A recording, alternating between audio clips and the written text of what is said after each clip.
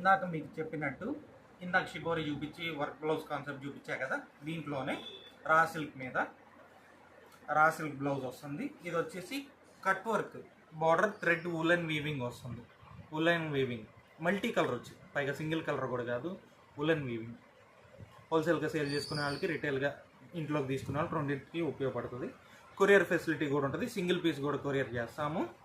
లేదు బల్క్గా set wise order తీసుకుంటానంటే హోల్సేల్గా కూడా స్టాక్ పంపిస్తాం. వీడియో కాల్లో స్టాక్ చూపిస్తాం, డైలీ అప్డేట్స్ ఇస్తాం.